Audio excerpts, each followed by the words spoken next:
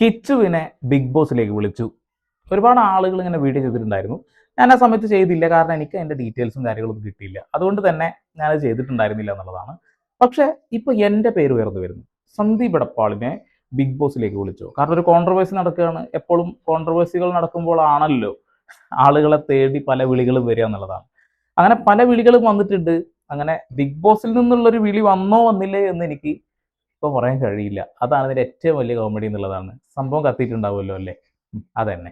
അപ്പോൾ കിച്ചുവിനെ ഞാൻ വിളിച്ച് സംസാരിച്ചിരുന്നു കേട്ടോ. നിരന്തരമായി ആളുകൾ സോഷ്യൽ മീഡിയയിൽ ഇടുന്ന കമന്റുകളാണ്. എൻ്റെ വീഡിയോയുടെ അടിയിൽ ഇടുന്ന കമന്റുകൾ ഇതാണ്: കിച്ചുവിനെ ഒന്ന് വിളിച്ച് സംസാരിക്കൂ സന്ദീപേ എന്നുള്ളത്. കിച്ചുവിനെ ഞാൻ ഇന്നലെ വിളിച്ചു സംസാരിച്ചു.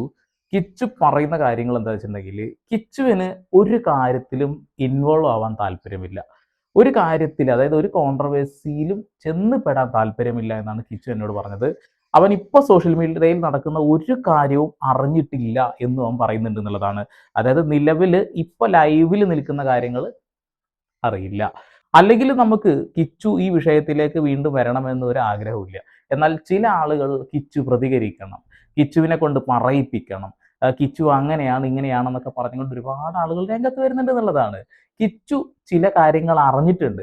പ്രതികരിക്കാതിരിക്കുന്നത് എന്തുകൊണ്ടാണ് നിങ്ങൾക്ക് അറിയാലോ? അവൻ്റെ ഒരു ബിസിനസ്, ആ ബിസിനസ്സിന്റെ തുടക്കമാണിപ്പോൾ. ആ ഒരു തുടക്ക സമയത്ത് തന്നെ അവന് നെഗറ്റീവ് കമന്റുകൾ ഇപ്പൊ വന്ന് കിടക്കുക.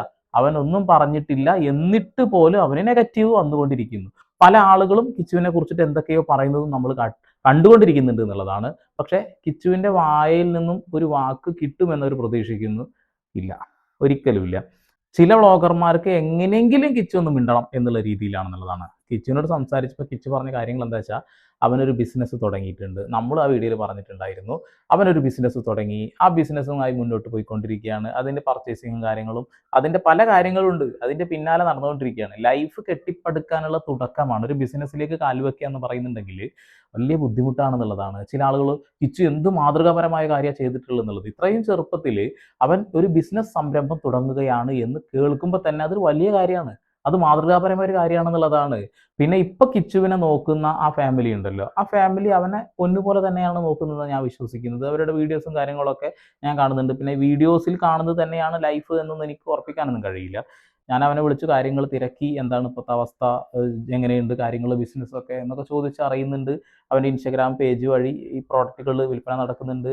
അത്യാവശ്യം കുറച്ച് മോഡൽസേ ഇപ്പോൾ വന്നിട്ടുള്ളൂ. അത് കഴിഞ്ഞ് അടുത്തത് വരും. നിരന്തരമായിട്ട് ബിസിനസ്സും കാര്യങ്ങളും ചെയ്ത് മുന്നോട്ട് പോകാൻ ആഗ്രഹിക്കുന്നു. പ്രൊമോഷൻസ് വർക്ക് ചെയ്യാൻ ആഗ്രഹിക്കുന്നു. സിനിമയിൽ ചാൻസ് കിട്ടിയാൽ അഭിനയിക്കും. ഇപ്പോൾ പാട്ടും കാര്യങ്ങളും ചെയ്യുന്നുണ്ട്. അത്യാവശ്യം കഴിവുണ്ട്. കൊല്ലം സുധി എന്ന് പറയുന്ന വ്യക്തിയുടെ കഴിവുകൾ പകർന്ന് കിട്ടിയിട്ടുണ്ട് അവൻ, അല്ലേ? അവൻ നന്നായിട്ട് പാട്ടൊക്കെ പാടുന്നുണ്ട്. അവൻ പതുക്കെ ഓരോ സ്റ്റെപ്പ് ഇങ്ങനെ വെച്ചുകൊണ്ടിരിക്കുകയാണ്. അപ്പോൾ പിന്നോട്ട് വലിക്കുന്ന രീതിയിലുള്ള കാര്യങ്ങൾ ചെയ്യുന്ന ആളുകളോട് എനിക്ക് പറയാനുള്ളത്, നിങ്ങൾ എന്തിന് പിന്തിരിപ്പൻ ചിന്താഗതിയോടുകൂടി മുന്നോട്ട് പോകുന്നു? അവൻ അവൻ്റെ ഇഷ്ടത്തിന് പോകട്ടെ. അവനെ എന്തിനു വലിച്ചിഴക്കുന്നു?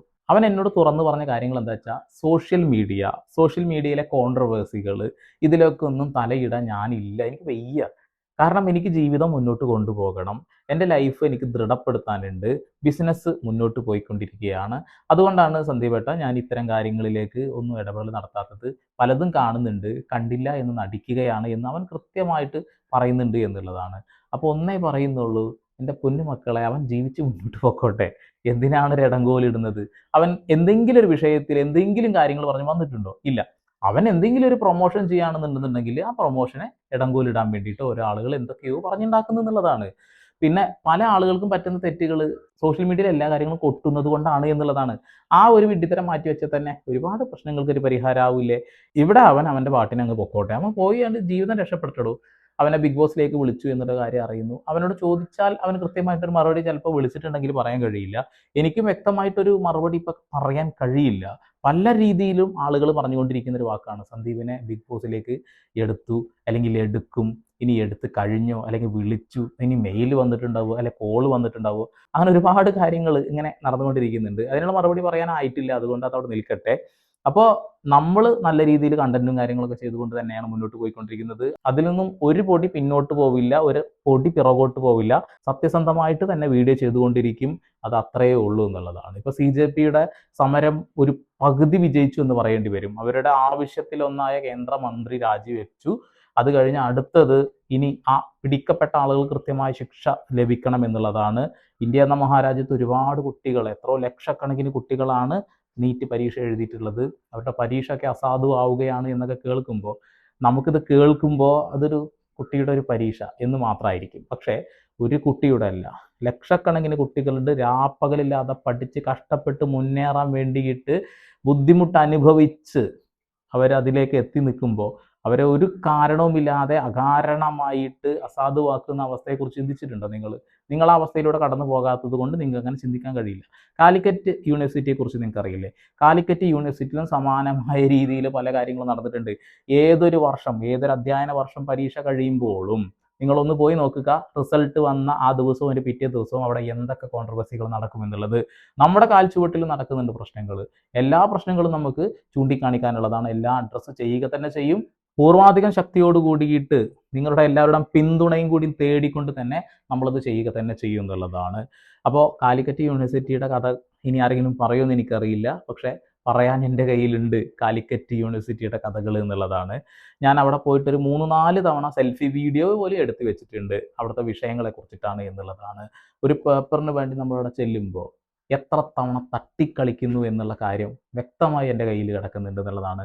അവരുടെ കൺമുന്നിൽ വെച്ചുകൊണ്ട് ആ ഫോണിലേക്ക് കോൾ ചെയ്താൽ പോലും ആ കോൾ എടുക്കാത്ത അവസ്ഥയും നമ്മുടെ കൈകളിലുണ്ട് എന്നുള്ളതാണ്. വിവരാവകാശ പ്രകാരം നമുക്കൊക്കെ അവിടെ CCTV ക്യാമറ കാര്യങ്ങളൊക്കെ ഉണ്ടാവും, എടുത്താലും കാണാവുന്ന കാര്യങ്ങളുണ്ട് എന്നുള്ളതാണ്.